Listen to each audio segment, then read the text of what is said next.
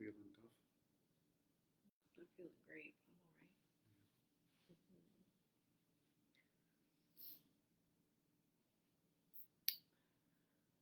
right. Hi, everybody. When you're there, say hello. Let us know who you are. And Hopefully you didn't forget we're here. hope you didn't forget about us. And we will start shortly. We're just going to let people pile in first. We'll start at 3. So when you're there, say hello. If you watch the replay, let us know you watch the replay. In the meantime, we're just going to hang out. Starting at, I was going to say starting at 3 or starting when we get 3 people. But we're up to 5 now. So. Hey, Kesha. Hey, Kayla.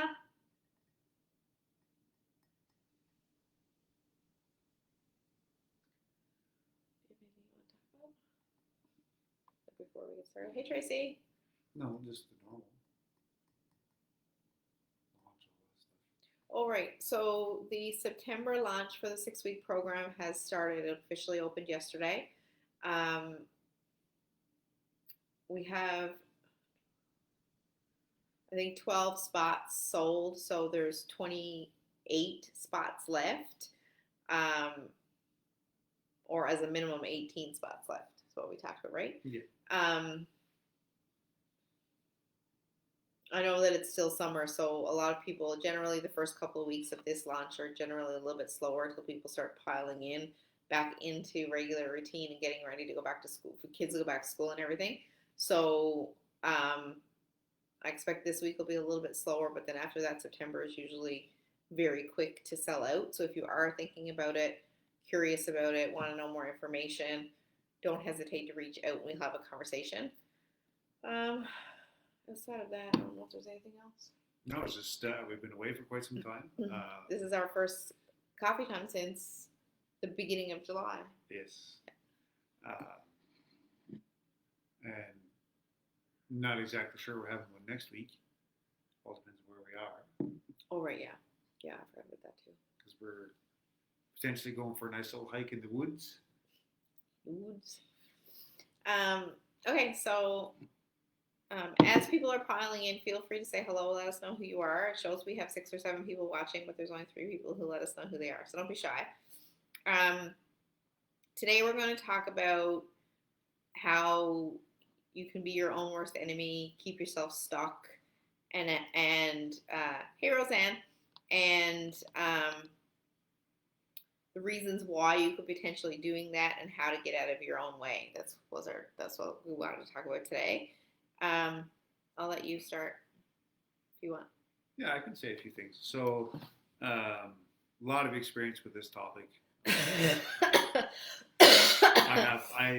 Even though I've grown a lot in the last couple of years, coming to work for Melissa. With. That's what I said. You said for. No, I said with. Okay. Well, I work for you. I mean, there's no. Anyway, go on. So, in my past job, there was a lot of barriers that I created for myself. I was the only supervisor there that wasn't a licensed crane operator. All the other supervisors that they had were a crane operator at some point in their career and moved up into supervision. But I had been around cranes my whole life. My dad was a crane operator, and that. So I took a different approach about it. I learned the ins and outs of the crane industry from a safety side, from a rigging side, from a management side, and organizational, all that kind of stuff. So that's what led me to that opportunity. And then when I got into that opportunity, what I had expected it to be was nothing what it was. So one of the first barriers to getting out of your own head is not managing your expectations or having preconceived notions of what you think you're supposed to do or going to get yourself involved with or what have you. When it doesn't turn out that way, you don't always have a plan B. You don't always have a thought process in your head that says, well, this is how I'll do this if this doesn't work. One of the other really big aspect of the job was that I needed to be a salesman, which means I needed to go door to door, cold call, go visit people, um, all that kind of stuff, which is not me at all. Like I'm like Melissa. I have absolutely zero tolerance for making small talk with somebody that I have no purpose or that they have no purpose. And there was, many times where I would go to somebody's office and they go, "Yeah, I know who you are. If I need you, I'll call you." So when you run into that brick wall often enough, you get very demotivated from even going about that. So when you have all these negative aspects coming into your life, which is into your job, which is what you need to do on a daily basis to earn a living, and you run into all these barriers, it comes to the point where I never even left my office. I ran everything off of a phone and a computer. I went to a job site if it was absolutely necessary, because I got to the point where I couldn't even deal with people. I got so frustrated with dealing with people, dealing with stupidity and things like that, that I just became such an introvert, that everything became a great big hurdle. And I got so far inside my head with it that I would come home and have a mental pretty much at the end of every day. And, Melissa would be like trying to walk me through it. And the biggest thing that she always told me, she goes, "Well, yeah, but all of those things are not in your control. Like, yes, I understand that you're the supervisor, you've organized the job, you got everything there, you got the people there, you got the equipment there, but it's not your fault the machine broke down. It's not your fault that the guy slept in. It's not your fault that, something didn't show up on time. Yes, it was my responsibility to make sure that everything went as smoothly as possible, but I took it well beyond my realm or my thought process of responsibility and accountability, Hey, and Maureen. that really that really got in my head, and it got to the point where it was very, very difficult to get out of my head and physically do my job. And Melissa deals with a lot of clients where they can't get out of their own way when it comes to how they've treated themselves in the past, with fat loss, with dieting, diet culture, with just, going through that for your entire life, that you've wanted to lose weight or lose fat or what have you. And you keep trying all these different things, and you only look at the minimal successes that you have, and then the barriers that you run into. And one of I'm going to steer off in a different direction here now. Another thing that gets you stuck in your own head, and this is just a myriad of stuff. You asked me to go through it, so this is just what's popping through my head. You'll sort it out and funnel it in the right channels here in a minute. But I was talking to my daughter the other day, and I said to her, I said, I said, people often look for the easy. And that's one of the things about not being able to get out of your own way.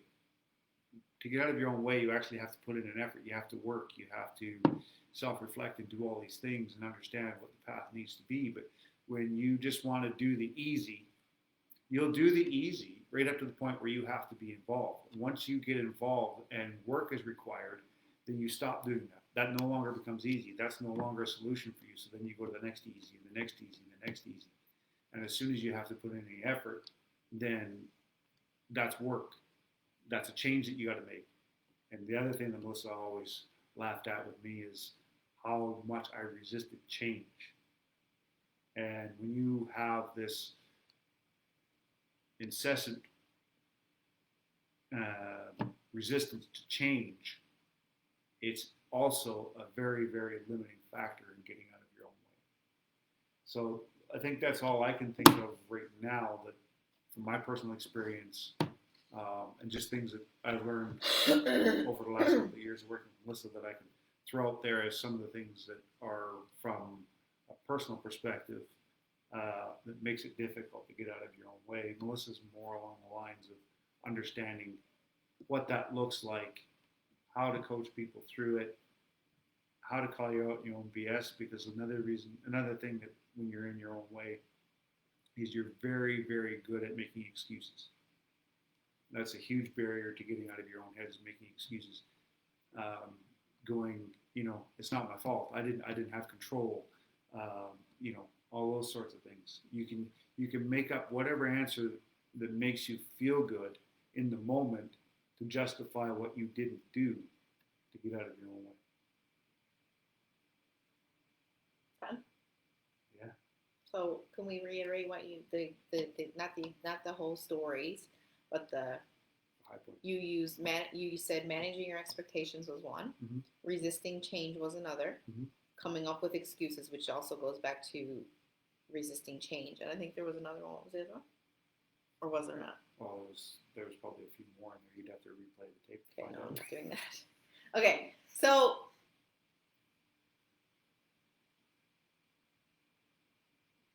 all of that obviously valid and definitely correct. But the main thing that causes us to do all of those things is because we're wired with certain patterns. We've created certain patterns for our lifestyle that makes it comfortable. And your brain or your mind or whatever is wired to keep you safe and comfortable and within the familiar. So no matter what you try to change, your brain will always gravitate to what it knows, what it is familiar with, what it's comfortable with, and what keeps it safe.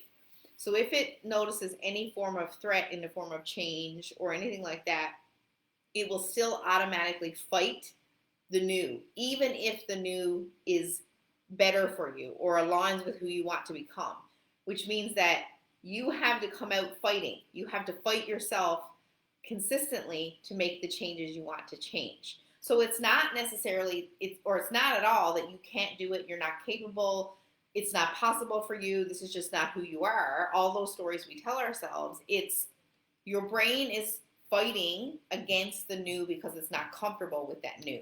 So now you have to create a new comfort, which is the new. And in order to create the new comfort that is the new, you obviously have to fight with yourself, get aggressive with what you want. And that means all of us have been in situations where we're trying to make changes in our lives. And before we kind of even necessarily realize it, our brain is fighting with us to say we're not doing that. For instance, you want to get up in the morning and you want to start exercising in the morning or running in the morning and you don't normally do that. Automatically, you're all gung-ho when you go to bed, excited even a little bit. You get up in the morning, the alarm goes off, you hit snooze, and suddenly you can go for a run. It's not that you don't want to do the run. It's not that you don't want to change and you don't want to be that person. It's that the familiar, this part of your brain is familiar with the fact that you don't get up in the morning and go for a run. So now you have to fight it. You have to fight it little by little with simplicity, with managing your expectations, with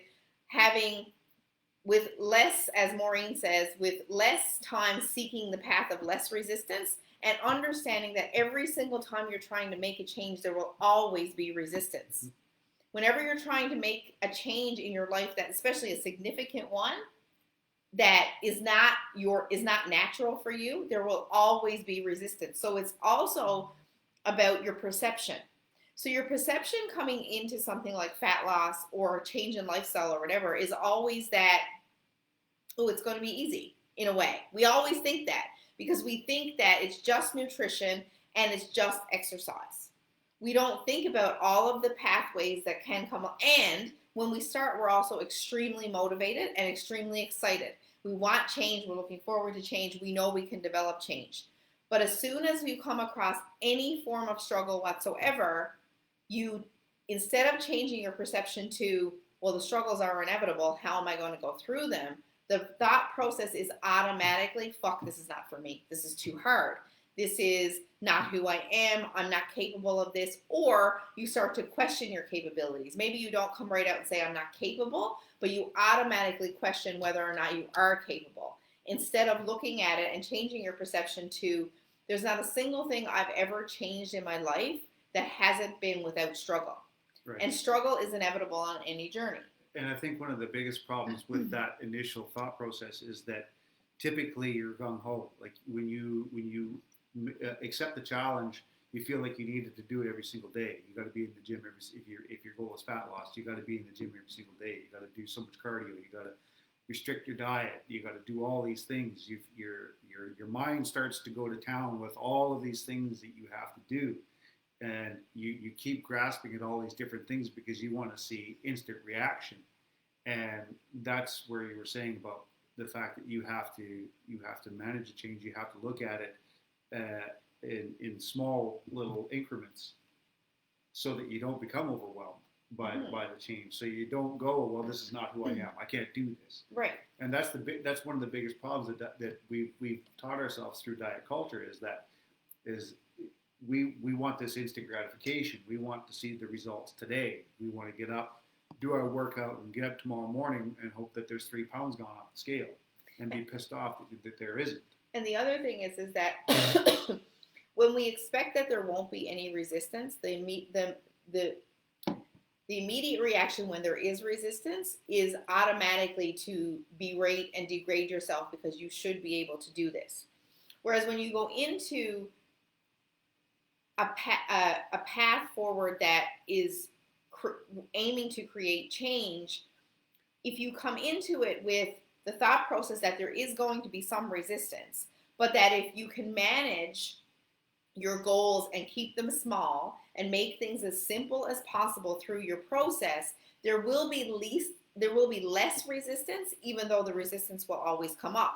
But think about if you go and rip your Band-Aid off and you go from 0 to 100 right out the gate, you're changing all these things, you're making all these changes, and you're gung-ho and you're excited. And that excitement and that gung-ho-ness lasts for about a week, maybe 2 weeks, maybe even sometimes for some people as long as a month. But then before you know it, every single thing that you started is gone and you're back to square one.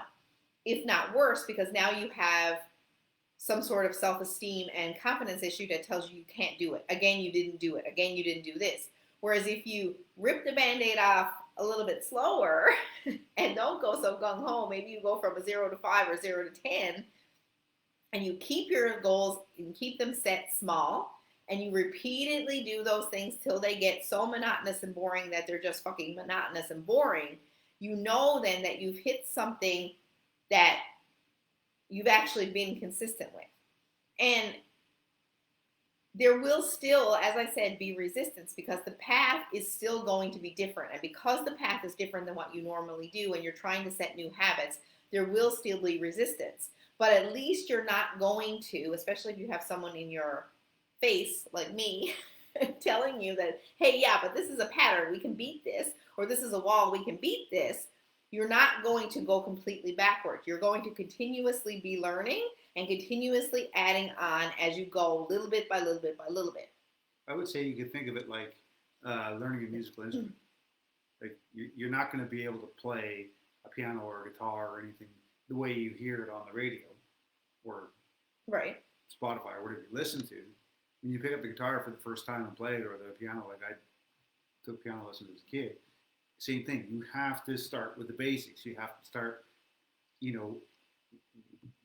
what's the keys, all those sorts of things. You got to learn all the basics, and then start adding on and adding on and adding There's on. There's not a single thing that I know of that I can think of in any thing that I've ever done in my life, or that you've ever done in your life, or likely any of you watching have ever done in your life, where you get to start at 100, right? Except for fat loss.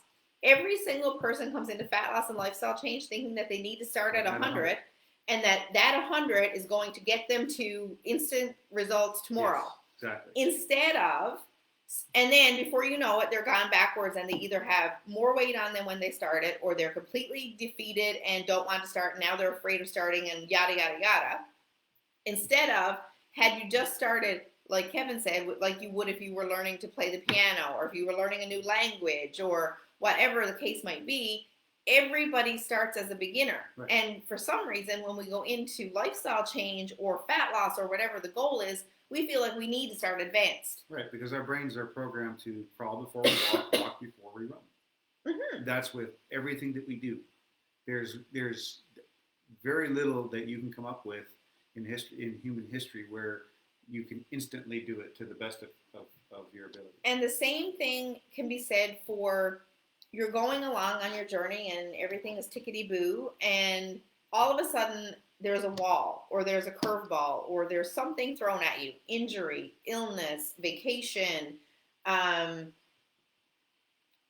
kids are sick, your job changed, you're burnt out and stressed out, whatever the case might be, and all of a sudden you either stop or you tell yourself this is not for you or this is not possible for you. Again, it's like there's a roadblock here now, and instead of looking at it like a roadblock, your perception goes to automatic. I have to stop, or I can't do this. Yeah. Instead of, again, with any other thing in life, if you were going along and you don't just quit your job because something comes up.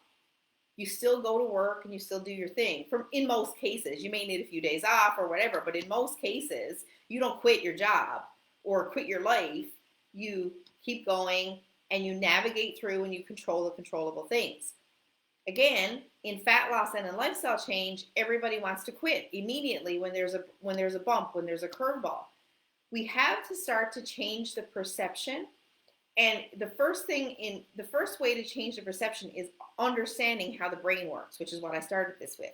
The brain works in a way to keep you safe. So when you understand that your brain is wired to keep you safe and comfortable, you can look at your bumps and your roadblocks and your want to navigate off the path of continuing forward as, no, this is just my brain doing this to me because this is what it knows. This is my pattern. This is what I always do. And then you can fight against that. You can fight against the old you to build a new you. And that's the only way through it.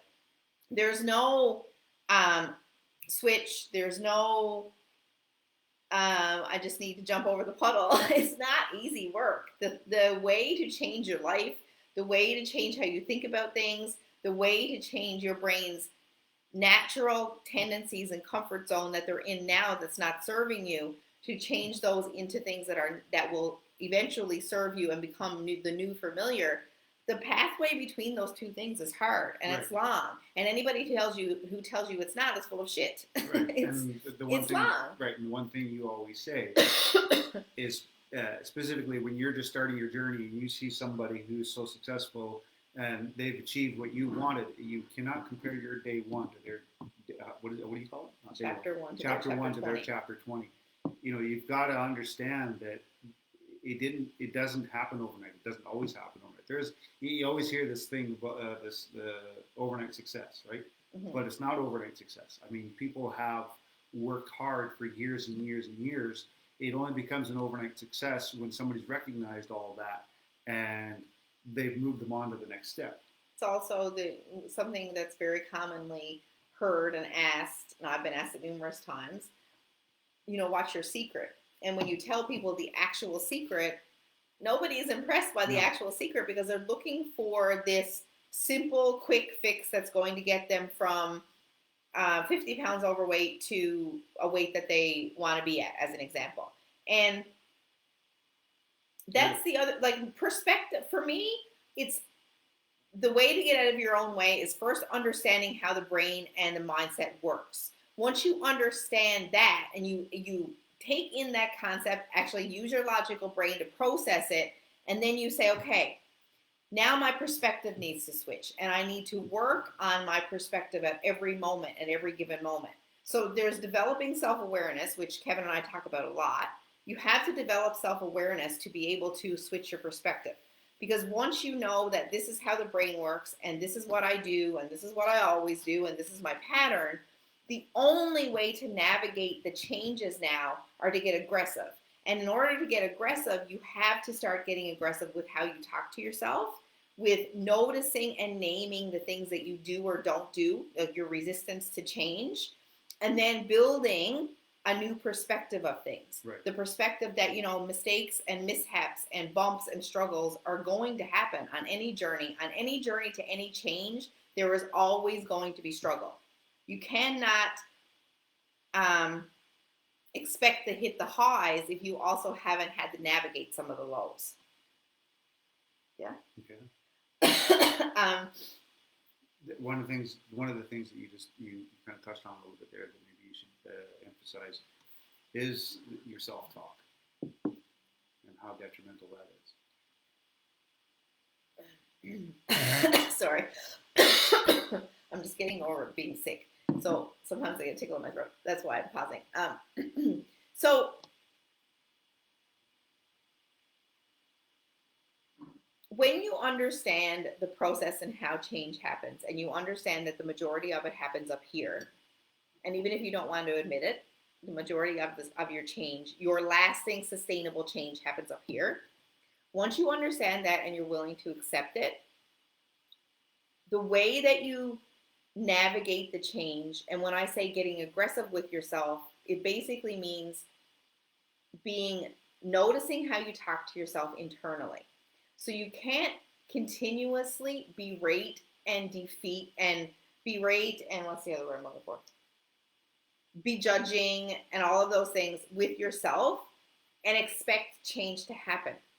Even if you don't always physically believe everything you're saying to yourself in terms of the better renaming it or saying something better, you have to put in the effort to make a more positive change to how you talk to yourself. And that might be coming up with an affirmation that you repeat nonstop in your head.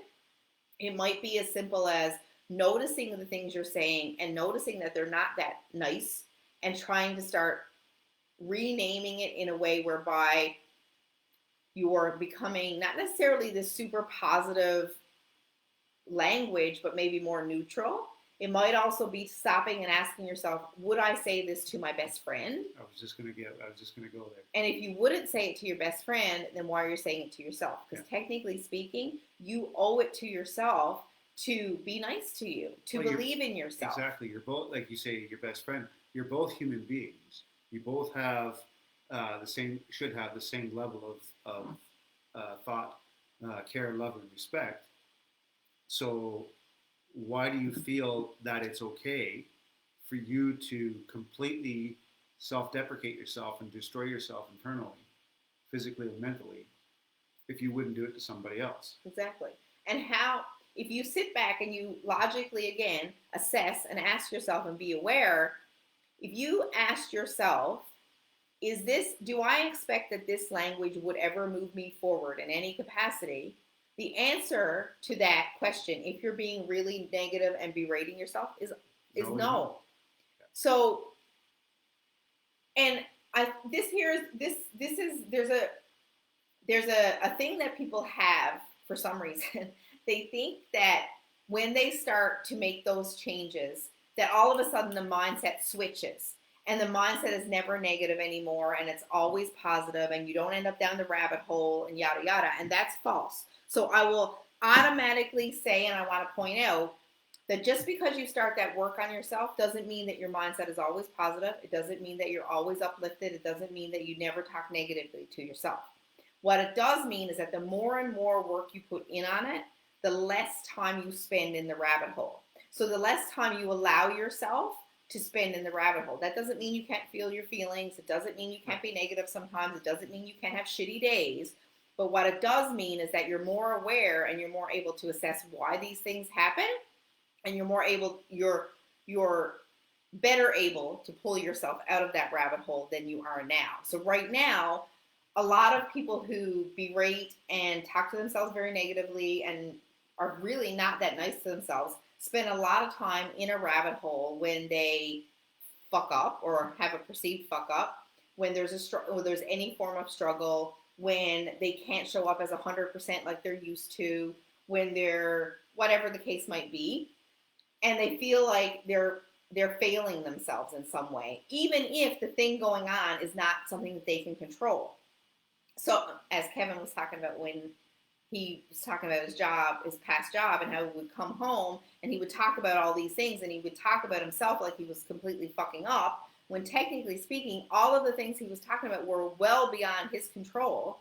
He can only control what he can control he can't control how his employees show up, if they show up, yada, yada. So that's what we have to think about in our own cases. If we're sick, we can't control the fact that we're sick. We can only control the things in the moment that we actually do have control over. So, yeah, diet culture and all those things have made us believe certain things about fat loss and about lifestyle change.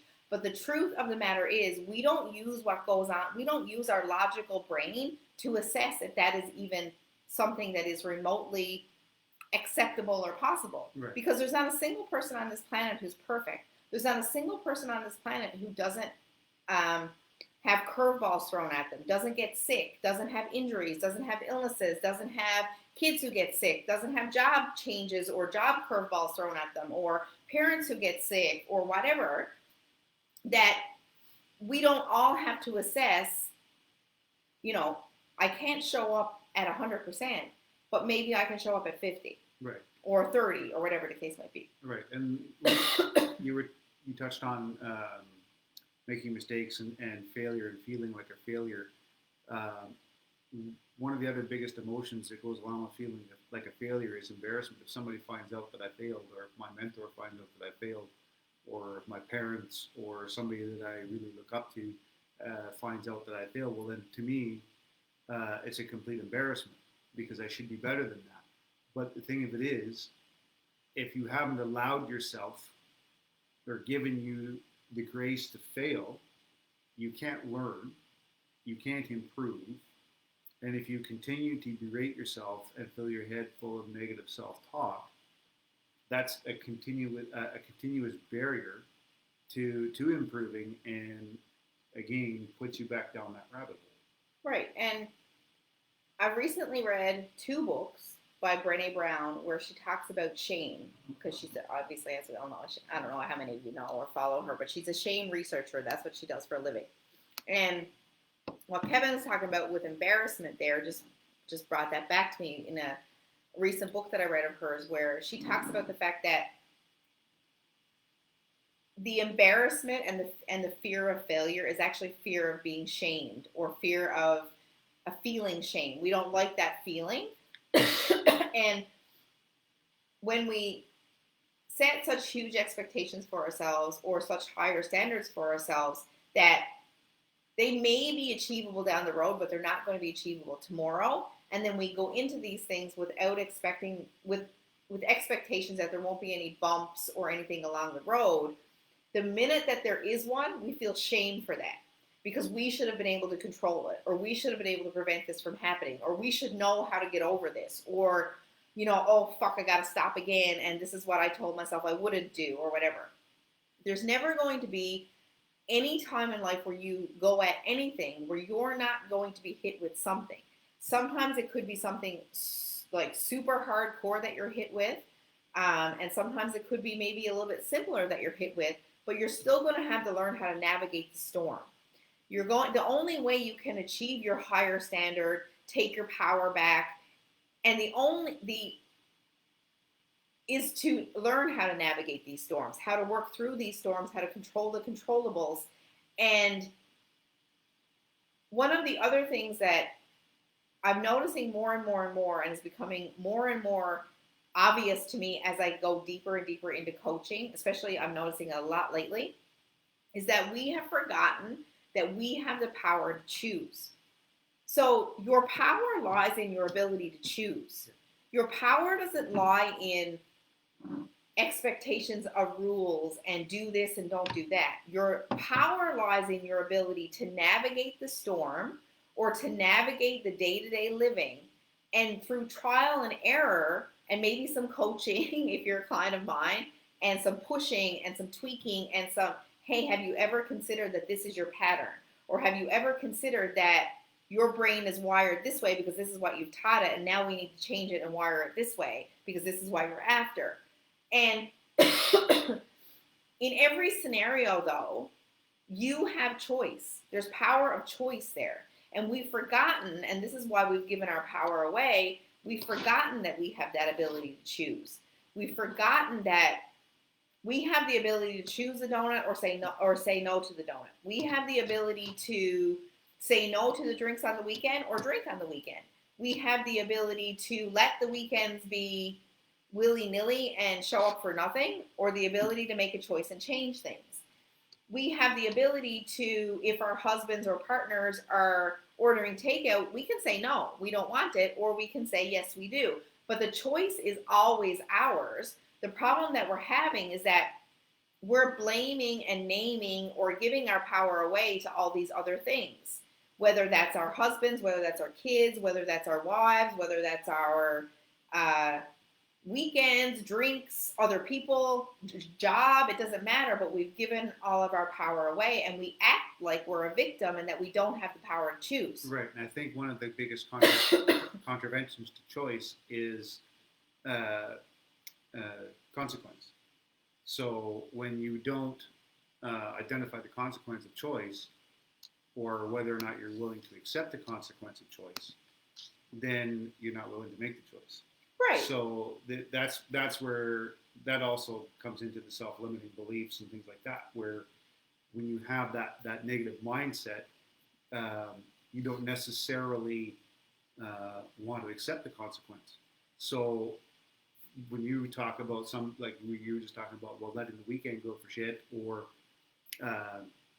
your husband gets takeout and you choose not to, you're understanding the choice consequence relationship, right? Mm-hmm. So that's huge in learning how to overcome those barriers. Absolutely. And I was going to say something. It's completely gone. You keep going. I might think. Blew the candle out. It's not because you were talking. I actually had it and then it was gone. No, that's really I just seen that there was a correlation between choice, consequence, self-reflection, and being able to. I know what I was going to say. So this is one of the things. So when people come into coaching with me, and all my clients start with my 6-week program. So when they start with my 6-week program, one of my immediate things to say and to actually test them with, or have them do, not even necessarily a test, but sort of a test, is to have them keep what we classify as fun food in their programming, in their nutritional protocol throughout the process, or especially throughout that first week, because most people's tendency in that first week is to do the opposite of that, which is to cut everything out. Right. And what I've noticed, not only does that give people a new sense of freedom because they understand that fat loss can happen with these things kept in moderation, but they also understand now that they have the power to choose. And more often than not, they start to choose those things less and less and less as we go, because they actually hold the power. If you tell somebody, you tell me that I can't do something or I can't have something, that's all I'm going to want and all I'm going to think of. It doesn't matter who we are. As human beings, that's our natural tendency. The minute that we tell somebody we can't, or they can't, or you can't have that, or whatever, you're automatically going to only think about that thing and want that thing, even if that thing it doesn't even appeal to you on a regular basis. When you give somebody freedom to choose, you're actually putting the ball in their court. It doesn't mean that whatever they choose, yay or nay, is good or bad or right or wrong, but it gives them power. And when you understand that you have the power, your choices become more in line. Sorry, here I go again. Become more in line with who you want to be, or they align more with who you want to be, where you want to go. Not always, but in more instances than not, they do. They start to align with who you want to be and who you want to become, and you start to question more why you do what you do, the way you do it, etc. So it brings, like what you said, more self-reflection and more self-awareness. Right, and the other thing too is that really simplifies the process a lot more. Right. Because the choices are, from one side, the choices are a lot more, and the choices are a lot less. Right. So the choices are a lot more because now that you allow yourself to have the fun food in there, you don't have to not make the hard choice based on the fact that you're afraid of the consequence of doing that. So like when you say, well, you can have a donut, normal fat loss, weight loss culture says you can't have that donut. That's carbs, that's calories, that's sugar, that's fats, that's all these things that you are not allowed to have if you're in a fat loss phase. But this is where the whole thing transitions into, are you just doing fat loss. That's it. You just want to lose fat, and that's the only thing that you want to do. And it's only for a specific period of time, and it has an expiration date on it. Whereas our approach is that you're going to lose that fat because you want to, but you're going to lose that fat and you're going to keep it off. And the way to do that is by making more progressive choices, right? Restraint over restriction, you still have it, but you just got to have a look at how it all fits together. It's like a puzzle. Mm-hmm. It's not, well, I can have this, but I can't have that. Right. Because when you, like you say, when you start playing that game, you want what you can't have. Right. Always. So to, I guess, kind of wrap it up a little bit, and you know, we talked about why you resist, or why you're not showing up for yourself, or why you're stuck. And you know, if we want to kind of review, that's because of the way your brain works. Familiar, comfortable, safe, what it knows. And to change it, you need to get aggressive with understanding this, first of all, that this safe, familiar, and comfortable is what it knows, but it doesn't serve you.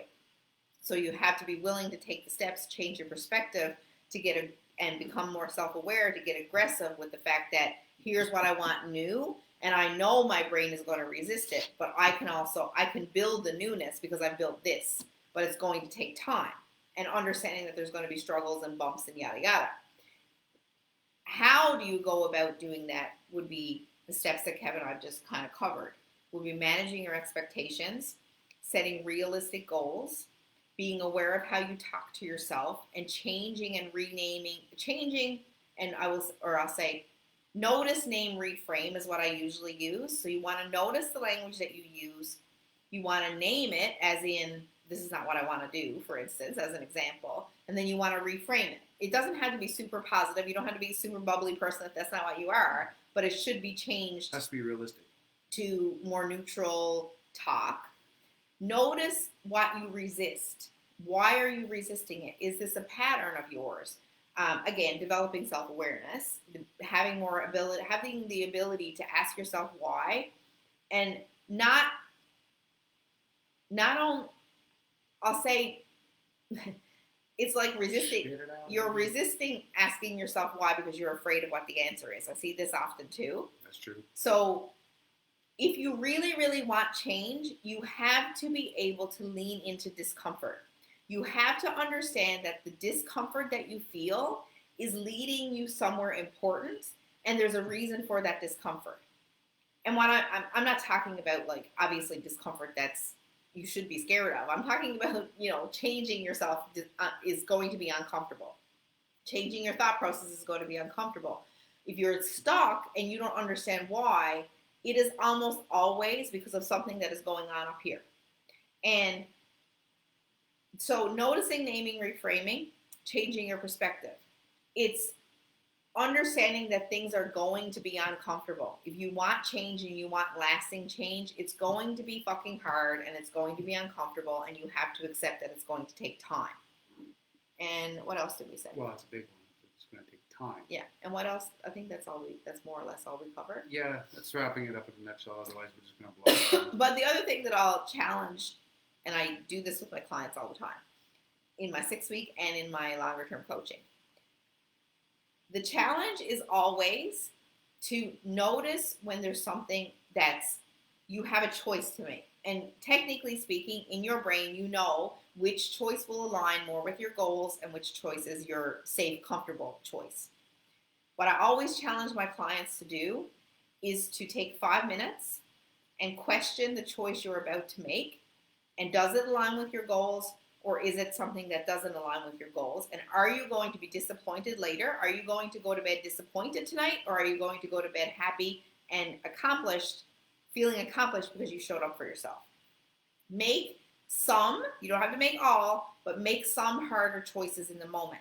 The only way to start changing this part of your brain to become this part of the brain is to start practicing showing up for the harder things that you're resisting.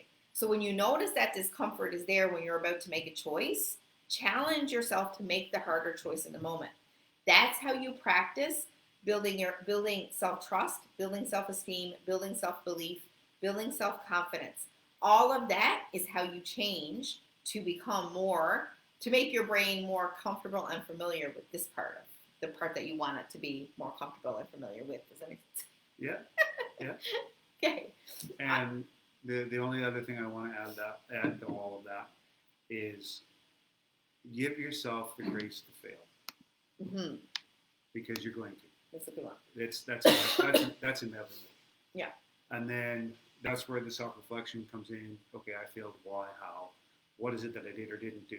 And is it really so? And the other. And is it really a failure? And the other, yeah. So with coming off of that, before we end, one of my mentors once said to me, and I've said this numerous times in these live videos, but I'll say it again. He said to me, "Yeah, but Melissa, is it really a failure, or is it a lesson, or is it a win?" So not everything is a failure. Most things aren't failures at all. The only way something is a failure is if you quit or if you spend too much time down the rabbit hole being disappointed in yourself that you don't learn anything from it. If you learn something from it, it's actually not a failure at all. It's a lesson. And the only other thing that it can be is a win. So when I have clients who spend a lot of time berating and punishing themselves and spending a lot of time down the disappointment rabbit hole, I always say, you're entitled to your feelings. You're allowed to feel disappointed, but you cannot spend all of your time there. You Right. cannot spend all of your time down the disappointment rabbit hole because you are doing nothing for yourself by doing so. Now you have to make a choice. You're either going to learn something from this disappointment or whatever, and so it can become a lesson. What could you learn here to implement for next time this thing comes up? And then that, of course, that learning there then turns into a win if you use the learning.